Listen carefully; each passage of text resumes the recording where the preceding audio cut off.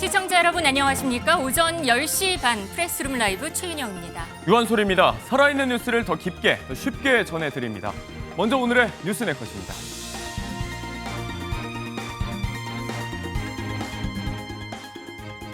오늘 아침 G7 정상회의가 열리고 있는 캐나다에서의 한일 정상회담 사진입니다. 서로 협력하자는 두 정상 환하게 웃고 있습니다. 첫 공식 외교 무대, 김혜경 여사의 드레스 코드는 한복이었습니다. 사진 요청도 쇄도했다고 하는데요. 보폭을 넓혀가는 영부인의 외교도 들여다보겠습니다. 김건희 여사 이번엔 비화폰 논란입니다. 검찰 대면 조사를 앞둔 작년 7월 초 당시 민정수석과 비화폰으로 통화한 사실이 알려졌습니다. 푸른 재킷 안에 붉은 셔츠를 입고 홍준표 전 시장이 38일 만에 돌아왔습니다. 하와이 원격 정치의 종언일까요? 일단 당장은 집안일과 건강검진으로 바쁠 예정이라고 하네요. 오늘도 다양한 소식으로 함께합니다. 프레스룸 라이브 지금 시작합니다. 어제 권익위에서 명품백 의혹 종결 처리했는데 어떻게 보시나요? 검찰은 검찰 차원에서 수사 일정을 차질 없이 진행할 것입니다.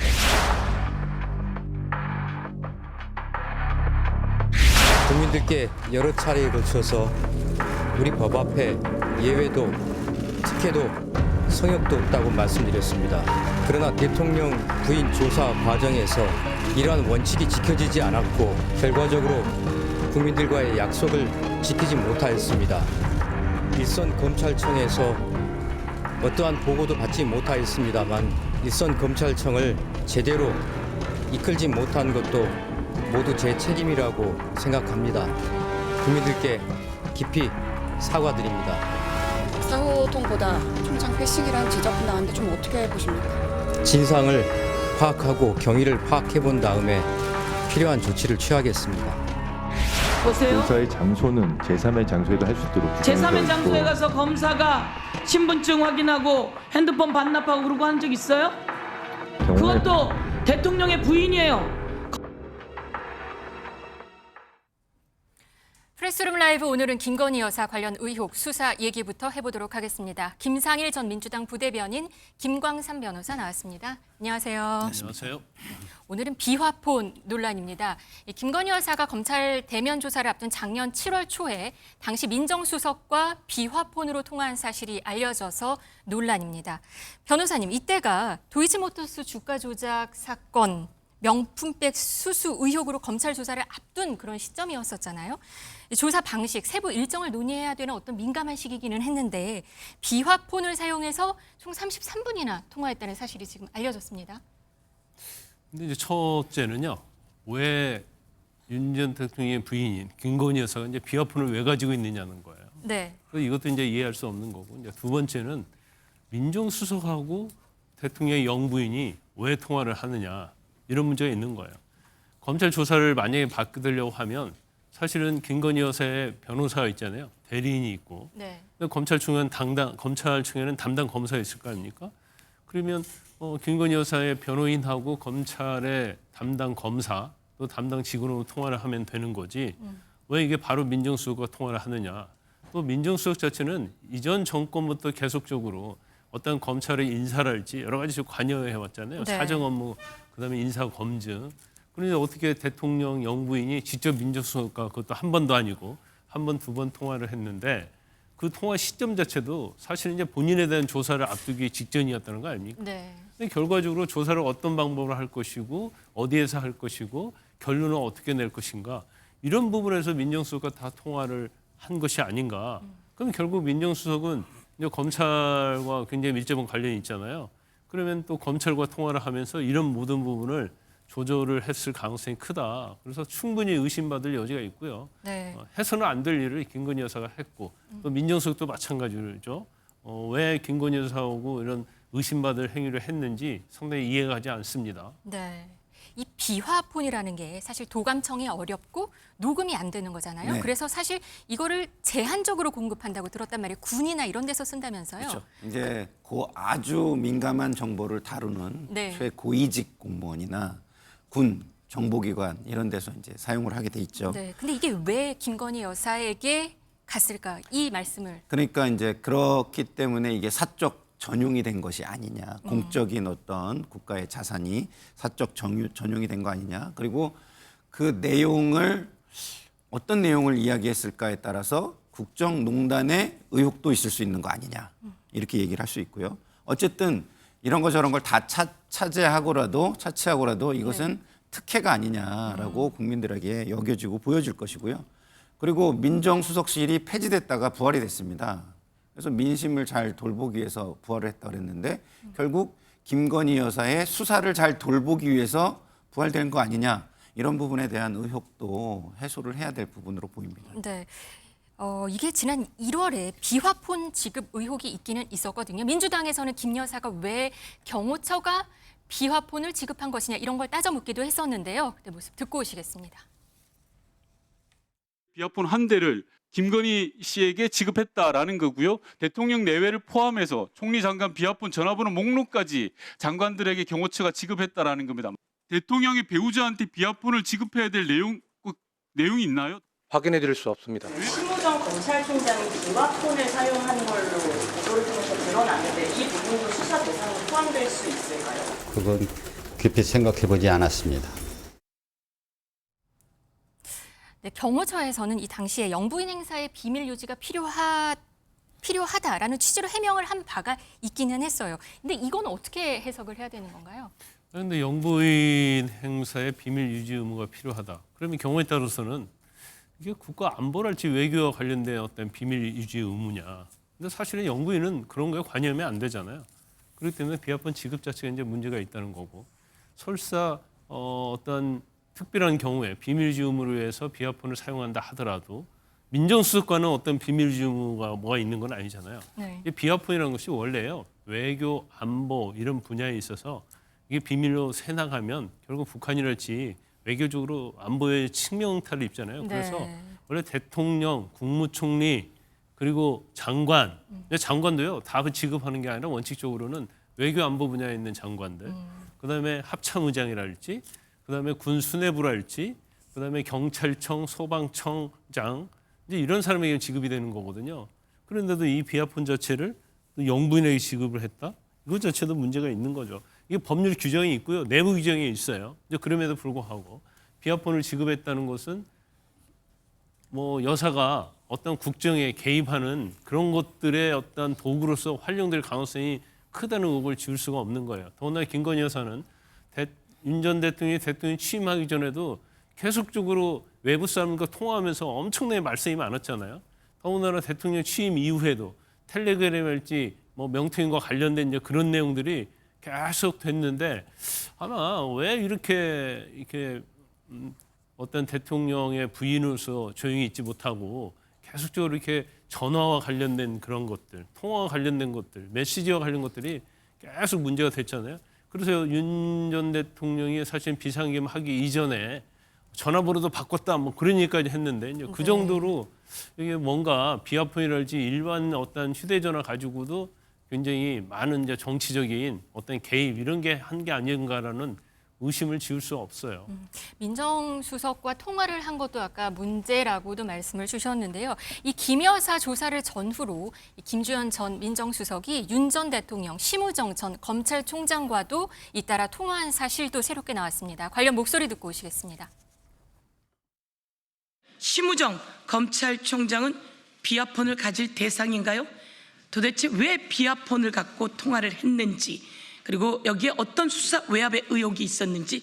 민정수석은 대통령 부인 행사나 의정과 도대체 무슨 상관이 있습니까? 김주현 민정수석이 윤석열, 김건희의 법률 대리인으로 각종 수사 무마에 앞장섰다고 볼 수밖에 없습니다.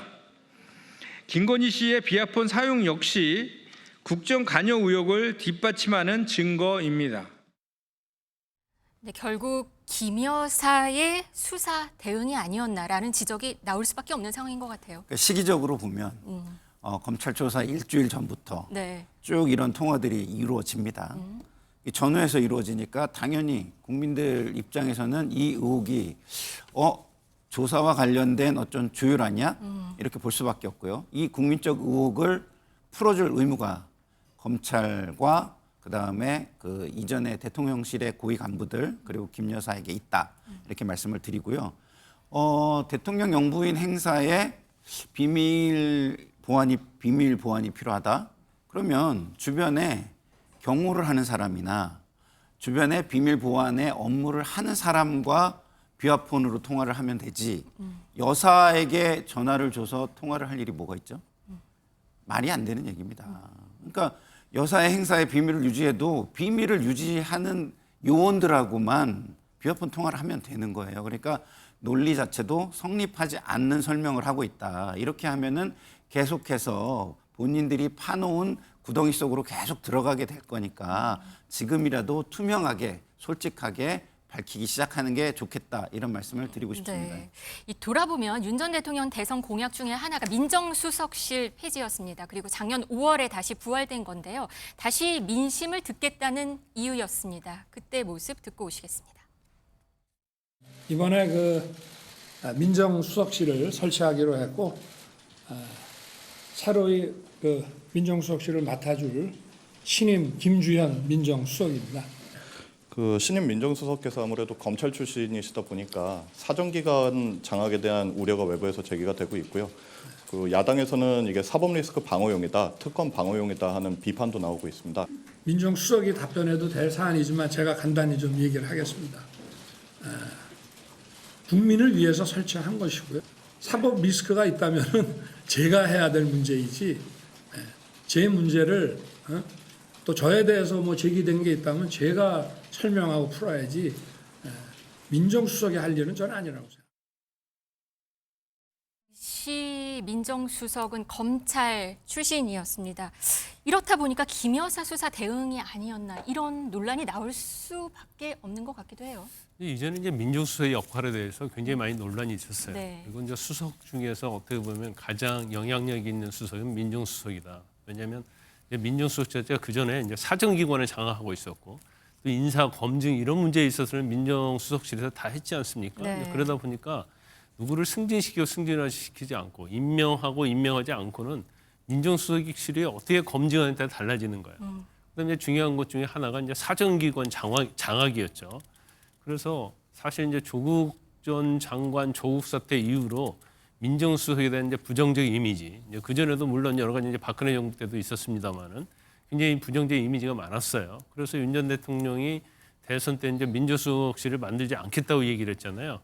그래놓고 지난해 5월에 민정수석실을 만들었단 말이에요. 민정수석을 임명을 했는데 그다음에 7월에 도이치모터스라든지 명품백과 관련해서 검찰의 어떤 조사가 시작이 되고 그다음에 그 이후에 이제 10월 달에 거기다 이제 무혐의 결론을 내리지 않았습니까? 그래서 당시에 7월에 조사할 때 이원석 검찰총장이 상당히 검찰의 어떤 수사 이런 것들이 이제 자기는 어차피 도이치모터스에서 문정부에서 배제가 됐지 않습니까? 검찰총장은 수사에 개입하지 못하도록. 네.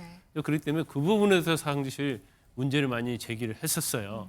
근데 그게 이제 깡그리 무시가 되면서 임기 만료가 돼서 심우정 검찰총장이 들어서게 된 거죠. 근데 그러다 보니까 어떻게 심우정 검찰총장은 윤석열 사단으로 불렸던 사람 중에 하나 아닙니까? 네. 그러니까 미리 이원석 검찰총장이 상당히 그 당시에 용산의 말을 잘 듣지 않았고 또 임기는 앞두고 있고 그러니까 민정수석을 통해서 그리고 검찰총장을 윤석열 사단의 검사 출신을 임명을 해가지고 도이치모터스랄지 명품백에 관한 조사랄지 결론을 미리 짜고 한 게 아니냐 그런 의구심을 받을 수 있는 충분한 민정수석 임명이었다 저는 그렇게 봅니다. 네. 여기에 또 김 여사 도이치모터스 주가 조작 의혹과 관련해서 검찰이 관련 녹음을 파일을 수백 개 확보했다라는 그런 소식도 들어와 있습니다. 변호사님, 이게 주가 조작을 인지했다는 정황이 담긴 녹음 파일도 있었다 이런 얘기도 나오거든요. 이 녹음 파일은 굉장히 중요하죠. 네. 그래서 사실 도이치모터스와 관련된 수사는 문재인 정부 때부터 시작이 쭉 됐었거든요. 그런데 지난해 7월, 그다음에 10월에 결론을 내렸는데 과연 수사 과정에서 그 전에 이제 도이치모터스의 어떤 주가 조작과 관련된 권오수 회장이랄지, 그다음에 관련된 이제 우리가 주가주의 세력들 있잖아요. 네. 뭐 이모 씨, 김모 씨 이런 사람들 얘기가 나오는데 그러면 그 당시에 통화 녹취 내역을 확보를 못했을까? 이게 지금 사실은 서울고검에서 다시 수사를 하겠다고 한 거 아닙니까? 그래서 이제서 이 녹취록이 또 확보됐다고 언론에 보도가 된 거고, 이 내용이 보면 주가 조작 공범 측에다가 이익이 나면 40%를 주기로 했다랄지 이제 이런 그게 내용이 의미가 있는 건가요? 이런 40%의 수익의 40%를 주겠다. 그럼 엄청난 수익이죠. 그러면 내 계좌를 마음대로 하고 수익을 낸 다음에 수익의 40% 달라. 이거 자체는 주가 조작 사실을 알고 있으면서 계좌를 넘겨줬다는 거고, 경우에 그 계좌에 이제 돈을 만약에 입금을 했다고 한다면 그것도 사실은 주가 조작에 쓰이도록 어떻게 보면 방조를 한 것이다 이렇게 볼 수 있기 때문에, 또 주가 조작과 관련해서도 아마 항소심과 대법원에서 그 관련된 큰 손이라고 불리는 사람이 유죄 판결 났어요. 네. 그래서 그 당시 유죄 판결 날 때도 김건희 여사도 처벌받을 가능성이 크다 이런 얘기 나왔는데, 이제 그러한 부분들이 사실은 윤 전 대통령이 탄핵이 되고 나서 검찰의 수사에 의해서 하나씩 다시 드러나고 있다 이렇게 봅니다. 네. 검찰은 앞서서 봤더니 무혐의 처분 결론을 내렸습니다. 그때 당시에 검찰 입장 한번 보시겠습니다. 권모 씨를 믿고 수익을 기대하며 권모 씨 소개에 따라 제3자에게 계좌 관리를 맡기거나 권모 씨 등의 요청에 따라 관련 거래에 응한 것으로 피의자의 계좌와 자금이 권모 씨의 범행에 활용된 것으로 판단하였습니다. 피의자가 주범들과 시세조종을 공모하였다거나 그들의 시세조종 범행을 인식 또는 예견하면서 계좌 관리를 위탁하거나 직접 주식 거래를 하였다고 보기 어려워 금일 피의자에 대해 혐의 없음 결정을 하였습니다. 혐의 없음. 주식 거래를 주가 조작이나 직접 주식 거래를 하였다고 보기 어렵다고 이렇게 말을 했어요. 근데 이번에 다시 검찰에서 재조사를 하는 과정에서 지금 계속 나오고 있는 거죠, 지금 그렇죠. 상황이. 자, 계좌를 단순하게 빌려줘요. 신경을 하나도 쓰지 않아요. 수익이 있는지 어떻게 알죠? 수익이 있는데 그 수익의 40%를 달라고 해요. 그러면 이게 돈을 벌 거라는 거를 어느 정도 알고 있었다는 거 아닐까요? 그럼 그 방식에 대해서도 어느 정도 알고 있다라고 생각되는 거 아닐까요? 물론 이게 많은 사람의 일반적 추측입니다만 그러면은 그런 부분에 대해서 해소를 시켜줘야 될 위치에 있었고 그동안 수많은 논란 속에서 이 정치라든가 많은 공적인 부분이 사회적인 어떤 혼란이라든가 사회적 비용을 치렀어요. 네. 그러면 이것을 이제는 명명백백하게 밝힐 필요가 있겠다. 그리고 이 의혹은 단순한 의혹이 아니라 굉장히 개연성이 큰 합리적인 의심에 해당하는 의혹이다. 이런 말씀을 드리고 싶습니다. 변호사님, 이렇게 되면 기존 수사 결과를 좀 뒤집힐 수가 있다고 보시나요? 제가 볼 때 이제 분위기는 뒤집히고 있는 방향으로 가고 있다 이렇게 봐요. 저 녹취 파일이 나오지 않았다 하더라도 여러 가지 그 관련된 쩐주라고 할 수 있는 이제 손모 씨 이런 사람들이 유죄 판결 났잖아요. 그리고 여러 가지 정황적으로 보면 이제 김건희 여사가 관여했다는 내용들이 나오고 있단 말이에요. 그래서 지난 검찰에서 무혐의할 때는 상당히 이런 내용이죠. 그러니까 어떻게 해석원에 따라 달라지는 거예요. 그러니까 증거에 대해서 무혐의를 주기 위해서 해석하면 이렇게 맞고 또 유죄가 될 것 같으면 이렇게 해석하면 맞아요. 근데 그 부분에 있어서 이제 검찰은 증거의 가치 판단에 있어서 무죄 쪽으로 평가를 했다 이렇게 볼 수 있어요. 네. 그런데 서울 고검에서 다시 수사를 하겠다는 것은 이제 뭔가 이게 증거 가치 판단에서 다른 생각을 하고 있다는 거고, 더군다나 의미 있는 이제 녹취 파일이 나왔기 때문에 이 녹취 파일까지 더해지면 결과적으로 유죄를 갈 가능성이 크다 이렇게 볼 수 있는데, 네. 이제 중요한 것은 특검이 있잖아요.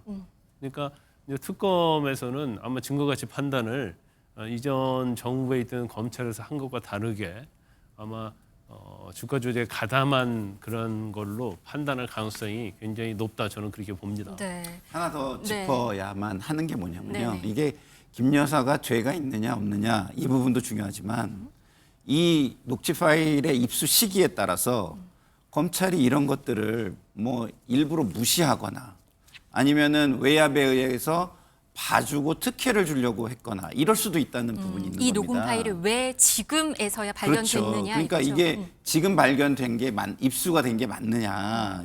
입수는 오래전에 됐는데 이것이 보도가 되거나 밝혀진 게 지금인 거 아니냐 이런 의혹에 대해서도 검찰은 답을 해야 그동안의 검찰 수사에 대한 국민 불신을 넘어서기 위해서 꼭 필요한 과정이 될 것이다 이런 생각이 듭니다. 네, 김건희 특검법, 그러니까 특검팀이 지금 특검보 4명을 임명을 했습니다. 오늘 아침에 나온 속보를 보면은 이 특검보들은 정치적 고려 없이 공정하고 철저하게 수사하겠다 이렇게 밝혔습니다.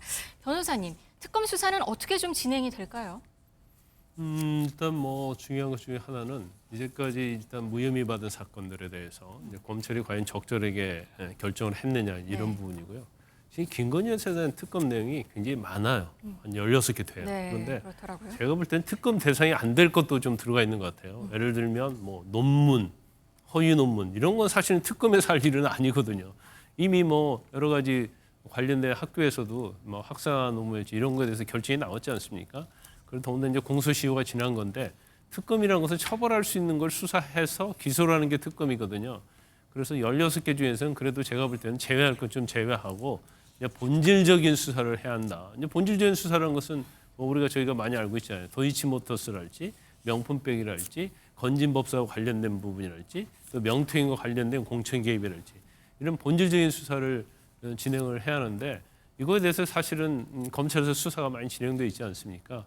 그렇기 때문에 그걸 이어받아서 할 거예요. 하는데 여러 가지 굉장히 김건희 여사 측 입장에서 보면 이전에 이제 검찰 자체는 윤석열 정부 때의 검찰이기 때문에 상당히 많은 편의를 봐줬다고 한다면 특검 자체는 이제 그럴 수가 없기 때문에 아마 가혹한 조사가 시작이 될 것이다. 네. 저는 그렇게 봅니다. 네, 알겠습니다. 김 여사 근데 지금 입원 중입니다. 네. 검찰 소환 통보를 받은 후에 입원을 했다 그러고 우울증이 왔다 그러고 과호흡도 왔다고 해요. 윤 전 대통령은 어제 밤새 병실을 지켰다라는 소식도 들어와 있습니다. 자, 우리나라에서 범죄 수사를 받고 이 정도면은 우울증이 없는 그렇죠. 혐의자나 피의자가 있을까요? 스트레스가 심하겠죠. 스트레스가 모든 사람이 심할 겁니다. 네. 김 여사만 심한 것은 아니에요. 그런데 또 시기적으로도 너무 공교롭습니다. 출석 통보가 있는 당일날 입원을 했어요. 그러면 이것이 동정론을 끌어내고 그다음에 지지층을 또 결집시키려고 하는 의도가 있다라는 의심이 들 수밖에 없는 부분도 존재합니다. 그러면 이런 걸 모르고 했을까요? 이런 부분이 국민들한테는 조금 좀 화가 나거나 짜증이 나거나 하는 방식으로 이렇게 반응이 나올 수도 있다라고 네. 저는 생각을 하고요. 네. 물론 정말 아플 수도 있죠. 그러면 특검이 이제 들었으면 이 입원에 대해서 이게 진단서가 적정했는지 입원이 적정했는지도 같이 들여다보고 검증을 해야 될 필요성이 있겠다 이런 생각이 듭니다. 네. 그런데 국민의힘 김대식 의원이 군모라고 또 지칭을 해서 또 시끄럽습니다. 무슨 얘기였는지 들어보시겠습니다. 얼마나 스트레스 받겠습니까? 일반 그것도 그런데 한때는 군모였잖아요. 얼마나 스트레스를 받겠습니까?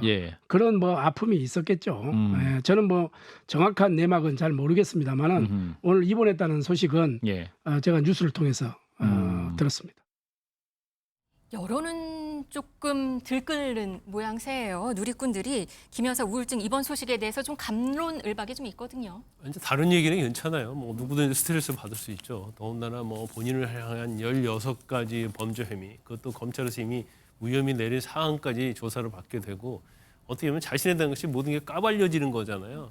그리고 그것이 사실 이제 언론을 통해서 계속적으로 생중계되듯이 할 거예요. 그래서 일반적으로 검찰서 조사받는 건 틀릴 것이다. 더 심하겠죠. 그런데 여러 가지 내용을 하는데 아마 이분이 김대식 의원이 아마 친윤을 분류가 될 겁니다. 그런데 지금 어떻게 보면 언론에 나와서 뭐 국모 지금 때가 어느 때인데 국모 얘기를 하는 거예요. 국모 자체 뭐 국모 얘기를 하니까 마치 김건희 여사를 뭐 추앙하는 느낌 받잖아요. 그래서 지금 저런 말 한마디 한마디가 사실은 국민의힘에게는 굉장히 독이 되는 거거든요. 그러니까 저거 자체가 의도적인 게 아니었어요. 근데 그런 인식이 머리에 박혀 있는 거예요. 그래서 국민의힘 내부에서 변화와 혁신 개혁을 한다고 하는데 저런 분들이 있으니까 변화와 개혁이 안 되고 있는 거죠. 네, 알겠습니다.